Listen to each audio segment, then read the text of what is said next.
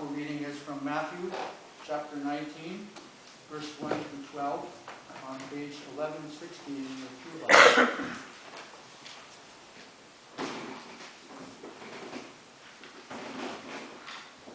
When Jesus had finished saying these things, he left Galilee and went to the region of Judea beyond the Jordan.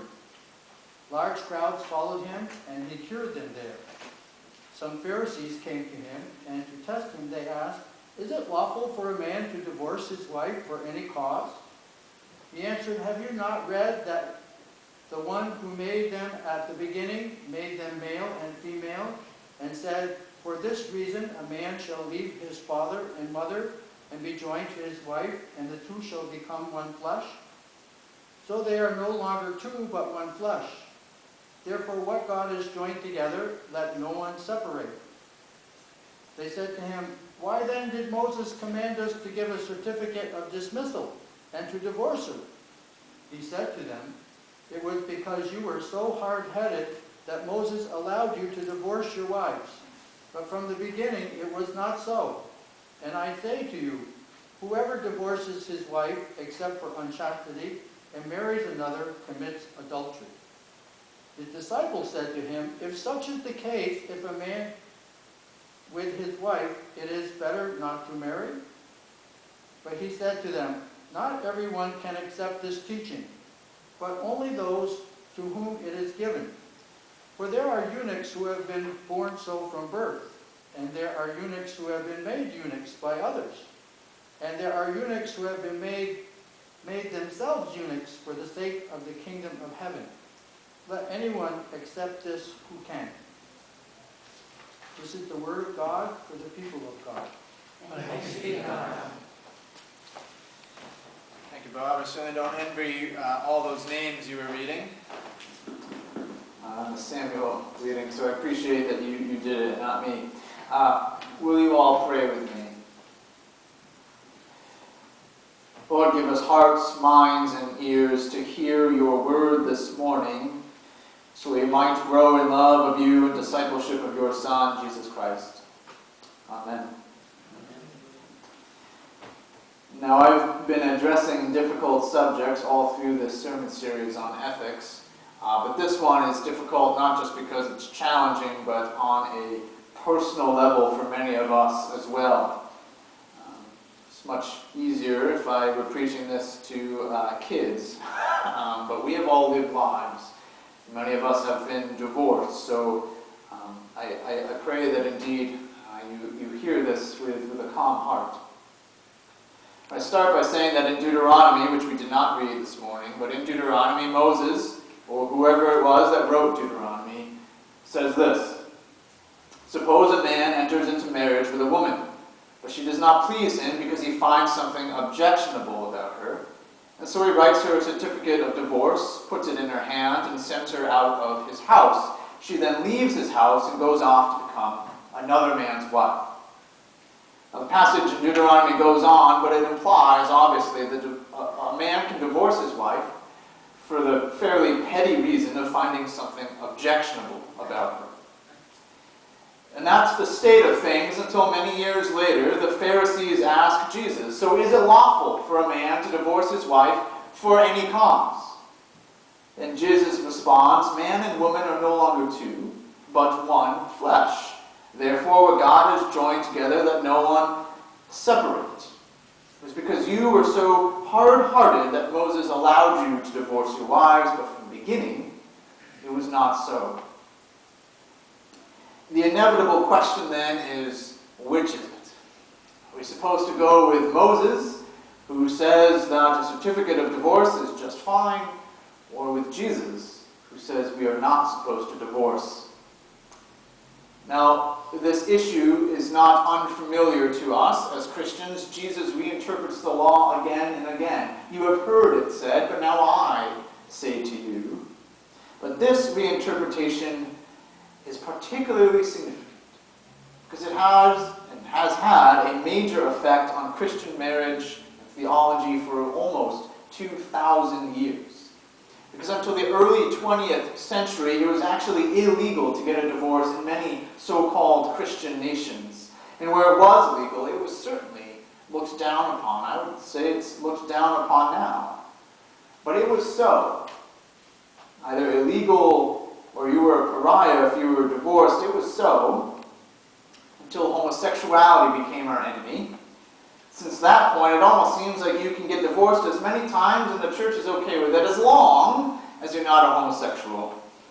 I think it's pretty strange how we've gotten there. But before we became obsessed with homosexuality as a theological issue, John Milton, whose name you might recognize because you probably had to read Paradise Lost in your high school English classes, he had a problem with the injunction against divorce. Because Milton's wife had left him almost from the very beginning of their marriage. Milton's wife decided she did not want to be his wife, so she left and went home. John Milton could not persuade her or her parents to have her go back with him. So essentially, when Milton got married, he might as well have signed himself into a monastery, because at the time it was illegal to get a divorce, so he could not get a divorce, he could not be married. Might as well have been in a monastery. Now, Milton was not a huge fan of that situation, so he wrote a number of pieces on marriage and divorce, trying to correct, to adjust England's stance and laws on marriage and divorce. And to do so, he argued that Jesus was not trying to prescribe a universal law that should be true for all time. That Jesus was only doing what Milton was now doing, of trying to adjust his culture's understanding of marriage and divorce. In that case, the understanding of Moses' law. And essentially, what Milton was arguing for was what our social principles as the United Methodist Church now say, which read, God's plan is for lifelong, faithful marriage. The church must be on the forefront of premarital, marital, and postmarital counseling in order to create and preserve healthy relationships. However, when a married couple is estranged beyond reconciliation, even after thoughtful consideration and counsel, divorce is a regrettable alternative in the midst of brokenness. Now clearly, I think Milton did not want a divorce for the petty reason of finding something merely objectionable about his wife. He wanted a divorce because he and his wife were clearly estranged beyond reconciliation. And so what Milton does is he tries portraying a middle ground, a Christian middle ground. And he says that Moses was never trying to make light of divorce. Moses was never trying to make it easy to get a divorce just for the sake of making it easy to get a divorce. But rather, in Moses' day, Milton argued, it was impossible to get a divorce for any reason. So Moses was trying to adjust the culture and give marriages that were estranged beyond reconciliation a way out. And Jesus comes along, and now the pendulum had swung all the way to the other extreme, where it was easy to get a divorce, and now Jesus is trying to adjust it back by saying, look, easy divorce is not good either. Both Moses and Jesus, and then Milton, trying to adjust back to a middle ground so that people aren't living by extremes. And all of them essentially are saying that you cannot and should not divorce for hard-hearted reasons, for the petty reason of finding something objectionable about your spouse. Because divorce is no small thing. In marriage, there becomes one flesh out of two. Trying to tear that apart has devastating effects. So I think all of them, including Jesus, I think Jesus himself would have been, and is okay, if I can say such a thing, is okay with the idea of divorce if man and woman, or man and man, whoever is married, if they never become one flesh, if they remain their own selves, if they remain separated, or if they become separated and are simply estranged beyond reconciliation. All of them are just trying to swing the pendulum back to a middle ground where marriage is serious business. business. It is a lifelong commitment, where divorce is serious business with devastating effects. But if a married couple simply cannot be reconciled as one flesh, cannot be reconciled to the purpose of marriage, as we find in Genesis chapter 2, as well as in the letters of Paul, then divorce is a regrettable outlet. And let's remember what Genesis chapter 2 and what Paul say about marriage. We find in Genesis chapter 2 that the purpose of marriage, of the relationship between man and woman, is a committed partnership. A partnership of companionship and support intended to grow one another spiritually and support one another in work and life as we care together for God's creation. And Paul affirms that and makes very clear that the purpose of life is to care for what God has given us, to grow in love and discipleship of Jesus Christ. That is the purpose of life. And Paul even says it is easier to do that as a single person. Paul says there's no need to get married. Please don't do it, actually, is what Paul says. And so for Christians, then, we should stop asking our children or friends, so, when are you going to find a man in your life? Or when are you going to find a woman in your life? As a Christian, that is a ridiculous question. Because if a person is able to grow in discipleship of Christ without a marriage partner, then great. They are already doing what they should be doing with their lives. And so to Paul, we Christians should think that marriage is only for those who cannot grow in discipleship and love of Christ on their own, who get distracted and tempted by sex. Better to get married in that case, and then have a moral outlet for one's sexual desires, and then together grow in discipleship of Christ, than to try to be single but then be fornicating left and right. But even then, the purpose of marriage remains the same. The purpose of marriage is to be a partnership, a companionship, to grow together in love and discipleship of God as we do what God has intended us to do. Now, Paul is on to something. We in the church should not be afraid to say it aloud. This is what he's on to, that sex is fun. Now, Paul doesn't exactly say that. I'm not sure we can read anywhere in the Bible the word sex is fun, but Paul is certainly implying it. That for most people, sex is fun. Our bodies, our very souls in some way are inclined to have sex. And we do our young people a disservice by trying to avoid the conversation altogether. We do our young people a disservice by trying to make it seem like sex is somehow bad. No, for most people, sex is enjoyable, it is good, it is fun, and it's something our young folks should look forward to if they are so inclined. Now, when I was growing up, my parents never gave me the talk. I'm terrified of what that will look like with my own kids because I never had the talk. I don't know what it looks like. I just don't know. And more than that, I never heard sex talked about in the church or in any safe place. So I thought that sex was bad. I thought it was unholy. I started to think that if I wanted to be a holy person, I needed to suppress my desires completely. Well, the end result of that was that my sexual desire, I am so inclined to be a sexual person, my desire became too great for me to control, and in seminary of all places, I just lost control. And that is what happens to most of us, I think, when we are not honest with each other, especially when we're not honest in the church about sex. Because for those of us with integrity, we start to think that we have to choose between Christ and holiness on one hand and having a fun and sexual life on the other. And yet, as our social principles say, sexuality is God's good gift to all persons. God's good gift to all persons.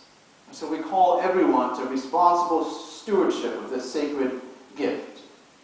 In other words, our desire for Christ and our sexual desire can be married.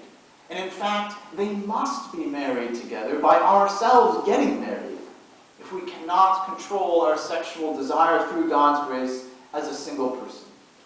As I've said, I am one of those that would struggle. I have struggled with discipleship as a single person. I need, in a way, to be married, and that's okay.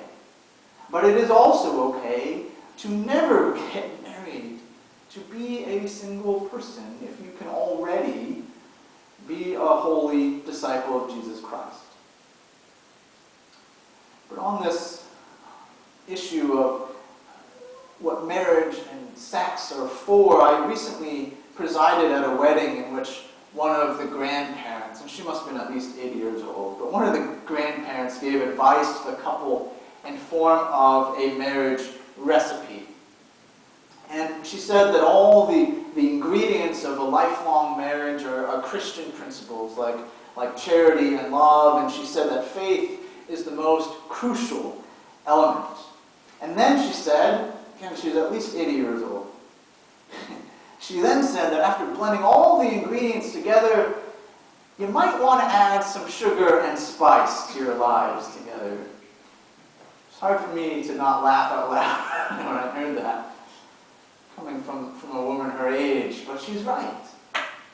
Faith and other Christian principles are the most crucial elements. You cannot forget them, but we should not be afraid of adding some sugar and spice for taste.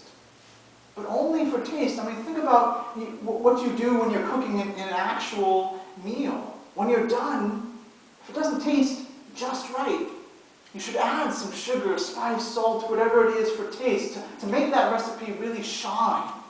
But you don't want the sugar, spice, salt, whatever it is you're adding to crowd out the essence of the meal that you have just made. It is only for taste to make that recipe perfect. It's the same with our marriages. If we are going to get married, we should add sugar and spice for taste, as long as we don't crowd out the essence of the meal, of the marriage. The fact that walking with God is always the only meaningful and joyful purpose that we have in this life. Now, I think that the David and Bathsheba story illustrates well all of the rest of how and what we should think of marriage, sex, and divorce. In reverse, anyway. We should not be like David. Now, scholars love to point out that the story of David and Bathsheba starts with this verse. In the spring of the year, when kings go out to battle, David sent Joab, and David stayed in Jerusalem. In other words, when kings are supposed to go out to battle, when David is supposed to be leading his people, David stays home, ignoring his responsibilities as a good king and, we could say, as a good, faithful child of God. But I think the next verse is more significant. It happened late one afternoon when David rose from his couch and was walking about on the roof of the king's house. Now, many times people have tried arguing that Bathsheba was purposely bathing in view of the king's roof, purposely trying to seduce David, and so it's her fault. But notice that David does not rise from his couch until late in the afternoon. Now, the meaning of the word couch there is not exactly what we think of couch, but it's similar enough to ask the question, what the heck are you doing, David? Lounging on your couch all morning, the beginning of the afternoon, and you're only getting up in the late afternoon. He is lounging. He is idling. So much so that we have to think that his walking about on the roof is more idling. David does not know what to do with himself. He has been encompassed in ennui of just being bored spiritually. How was Bathsheba to know that her king would be such a bum? It's not her fault. So please, friends, let's stop scapegoating. No more laying blame at the feet of the sexual abuse victim. It is David, the irresponsible bum king, who is to blame And we cannot really know why David has become such a bum, staying home when he should be leading his people, lounging around on the couch, walking about idly on his roof, perhaps hoping to be tempted. Perhaps hoping to be tempted. We cannot know why exactly David has become this person, but I think it is reasonable to suggest that part of the issue is that David's marriages fail to approach the ideal, that they are not helping him, they are not partnerships in living a life of disciple of God. Now, as I said, marriages, David has multiple wives at this point, but we can assume what all of his marriages are like based on his first one. David's first wife, Michal, is Saul's daughter, King Saul's daughter. They married when indeed Saul was king, and you can imagine, or you might remember, that David only marries her for political reasons. You want to marry the king's daughter so that you yourself can gain in prestige and power, and that's what David has done. And so it's not her fault that Michal does not support David, and we know she doesn't. We know it's not a partnership because when he returns home celebrating the return of the Ark of the Covenant earlier in the story, Michal comes out and chastises David for acting like a fool, and perhaps she's right. And it is reasonable to suggest that all of David's other marriages are similar. Political marriages for the sake of consolidating his power because they barely even get a mention. Which mean that his marriages are not based on growing in faithfulness with God, are not based on walking toward God together in a partnership, but instead, they are lifeless marriages. Now, I can imagine that if I were marrying a bunch of women for political reasons, I would only want them for the sake of having an heir. I would only want to have sex with them for the sake of having heirs, or for the sake of using them for my enjoyment. But it wouldn't be a mutual pleasure. And so it wouldn't be what we think of as sexual desire being fulfilled. So I would not be surprised if David, who is clearly a passionate man, dancing around in public with very little clothing on, he is clearly a passionate man. I would not be surprised if he is idling around, if he is not doing what he is supposed to be doing as a king, because he is wondering where he went wrong in his life. Why he is not being fulfilled the way he wants to be fulfilled, and wondering where he can finally get some loving. In fact, hoping someone will come along to tempt him so that he can get the love that he thinks he needs. So it's reasonable to suggest that David has gotten to the place where he is because he's slyly trying to seek out a temptation, to seek out some fun, hoping that indeed he will find someone bathing from the view of his roof. And I can tell you from experience that when you get to that place where you're just trying to suppress your sexual desire and you have no outlet for it, you are looking for temptation wherever you can find it. I don't mean to justify David's actions. I'm arguing for why he should have married for the right reasons in the first place. And not only should David have married for the right reasons in the first place so that he not then commit a sexual crime of adultery, but also because we see why divorce is such serious business and should be avoided at all costs if the couple is not estranged beyond reconciliation. Because the effect on the married persons, families, especially the children, is disastrous. We should not divorce for petty reasons of finding our spouse simply objectionable. Now, you may not remember, but after David takes Bathsheba, and take is the word there, and not only is take the right word, but we also read that he, as king, sent messengers to get Bathsheba.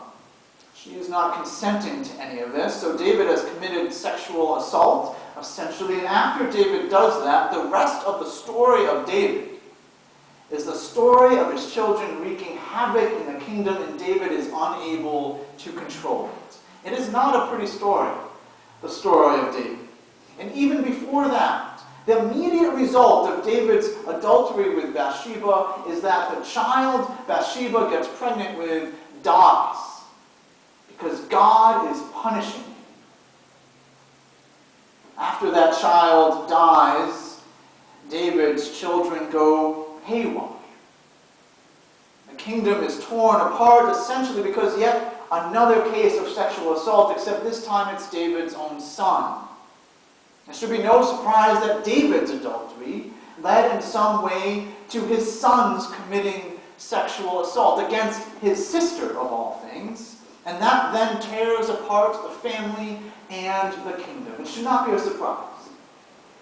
Nor should it be a surprise that David's adultery led to the death of a lot of innocent people, including his own child. Now, obviously, this is not a case of divorce, but it's really close, because Bathsheba is forced to divorce her husband. David is the king, after all, and he kills Bathsheba's husband. And it's as if David has divorced his other wives, because, as I said, we barely get a mention of them, but Bathsheba becomes a real focus. It's as if David has divorced his other wives, and we see in that whole story of David, a divorce is nasty.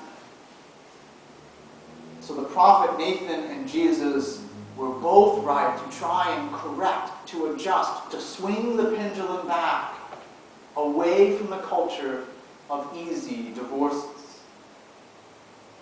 At the same time, if Uriah had not been killed, he would have been right. He would have been justified to seek a divorce from Bathsheba. Again, not because of Bathsheba's actions. She had no choice in the matter. But because Uriah had served his King David, had served him loyally. Uriah is a Hittite. He's not even an Israelite. So it is out of pure loyalty that he wants to serve David and the people of Israel. And he is so loyal that David sends the letter telling Joab to kill Uriah with Uriah. Uriah carries the letter commanding his own death. David knows he is so loyal he will not open that letter. It's amazing, his loyalty. And it's amazing that his loyalty is rewarded with his king breaking his heart. Now, if I were Uriah, I could not possibly serve my king or even God peacefully after that if I were forced to live with Bathsheba, because she would be a constant reminder of how my own king slew me in my heart. And so first, David gets married for all the wrong reasons, and not because he wanted a partner to grow in faithfulness with God. And then because of that, his passions have no genuine outlet, no moral outlet. So David grows in ennui rather than growing in faithfulness, and in his ennui he commits a sexual crime, thereby simultaneously proving the importance of a marriage covenant and the disastrous effects of an easy divorce. The most significant lesson in the story of David should be how seriously we should take nurturing our lives with God. Everything we do, including marriage, including sex, and even in some cases divorce, everything we should do should be aimed at growing in faithful discipleship. If we aim any other target, we may end up like David, bored with our broken lives and tempted beyond repair because we are seeking out temptation. I do want to end with some good news. I feel like this has been kind of a solemn sermon. But a report came out recently showing that the divorce rate in the past year has dropped drastically. If you didn't read the report, you might be surprised to learn that the reason why is because young people are not getting divorced at the same rates as the rest of our society. That is right. You have heard me correctly. My generation, which is blamed for almost everything bad in our society, my generation kicks some serious butt. Because apparently my generation does not feel the need to get married to be a fulfilled and fulfilling person. We take marriage somewhat seriously. We want to be absolutely sure that the person we marry can be a person that we commit to as a partner for a lifetime.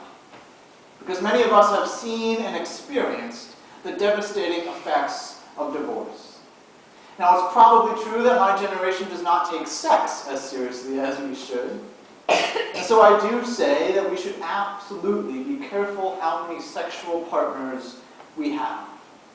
I think of having sex with a new partner as essentially tying a knot, and we only have one thread to live with in our lives.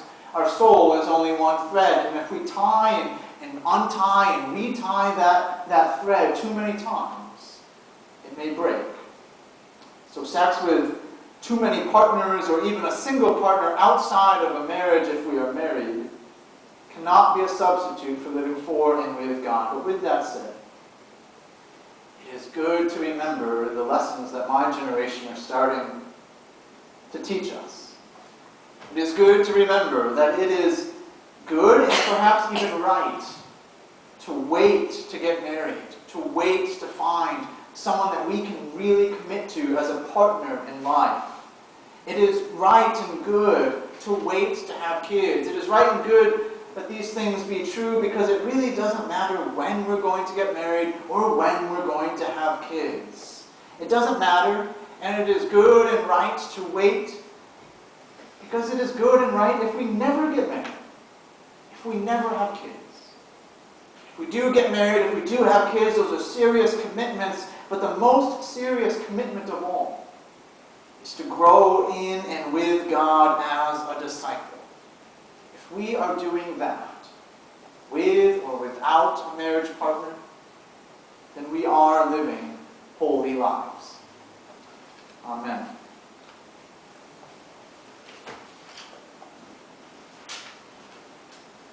As we respond to the Word of God, I invite you to stand as you're able and sing number 557, Blessed Be the Time.